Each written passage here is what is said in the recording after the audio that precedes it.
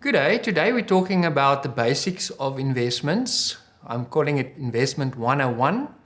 And I'm going to be explaining some complex elements of investments by using some simple terms and some simple examples and analogies. So when you invest, usually you will take cash and you will invest it somewhere. You will either buy property or you'll put it in the bank or you'll save in an investment vehicle. You do that to get a growth, to eventually speak towards your goals that you've set. Now, the elements that any investment consists of three things. Firstly, it's the investment product, then the investment platform, and then in most cases also the investment fund. All investments has the first two elements, which is the product and the platform, and then some investments will have the fund as well. Now, to illustrate these three things, I'm using the analogy of a car. So a car typically has the body, the outside of the car, then you've got the interior of the car, and then the engine that drives that car. Okay, so the body of the car is similar to the investment product. That is what it is actually, what you see from the outside. So if you see a Toyota driving by and it's got a Honda engine in, you'll think it's a Toyota. That is what it is. So that's the body of the car. The interior of the car is the look and feel of that car. How's the finish that you like? Do you like it with leather? Do you like Bluetooth in the car and some electronic elements as well? That is what you experience when you drive that car. And then thirdly, the engine of the car is what drives it, what drives the performance and what you actually get out of the car at the end of the day. So first, let's look at the body of the car. That is the investment product. There's a variety of products available, such as your retirement type of products, which is your retirement annuity, pension or provident fund, and then your preservation funds as well. Secondly, a second product is your tax-free savings account, where there's limitations in terms of how much you can save every year. Then you get unit trust investments, which is more open-ended discretionary type investments, ETFs, which is linked to index funds, and the performance is linked to specific market movements. Then we get more your insurance-based type of products, which is your endowment or sinking fund type of products. You get share portfolios, and then even your fixed deposits and bank accounts that you can use as savings. These are all the body of the car, what it looks like and what it actually is at the end of the day. So your first decision in making an investment decision is to look at what type of product it is that will address your goal. The second decision you need to make is the investment platform. The platform is all about the look and feel, as we said. A platform in South Africa is a LISP, we call it.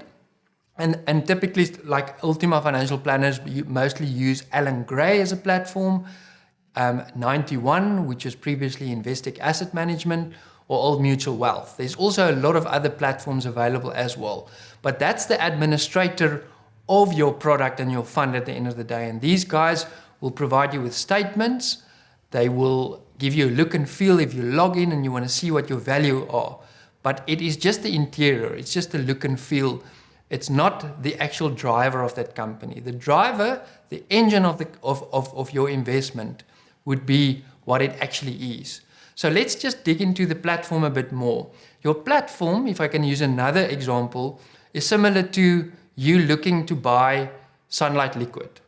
So if you want to buy Sunlight Liquid for your dishwashing, then you can either go to Woolworths, or you can go to Pick and Pay, or you can go to Spar, or you can go to Checkers, or you can just go to your cafe at the corner of the street.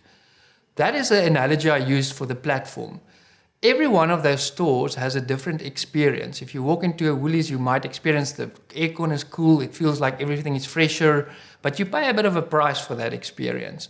And that is the same with platforms. So different platforms will provide you a different experience, but there's also a cost connected to it. Okay, when it comes to investment funds, our third element of investments, that is the engine of your investment.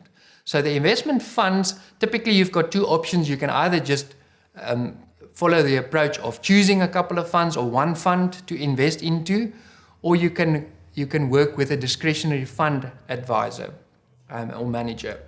A DFM, discretionary fund manager, means that it's a company that actively manages the portfolio of funds that you're investing into, and they will allow you to diversify a bit deeper, and they will also help you to add independence into your portfolio because it is a manager that sits on top of the funds that is managed at the end of the day. It's just an extra layer of management, and it makes also sense from a cost. A lot of people will ask, is it competitive in terms of cost because there's another party involved? Yes, it is these days definitely competitive. So there's various approaches. But what do we look when we look into funds? Every fund has a fund fact sheet available, and you can Google any of the funds that you are interested into. And the fund fact sheet will list the following things that's important to you. Firstly, the performance.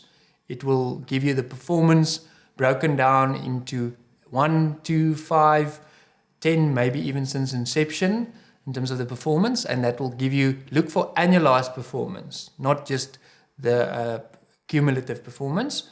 Then it also shows you the asset allocation in which it's invested into. Typically we use a mix of different assets, but it could also be that it's maybe predominantly invested into one asset.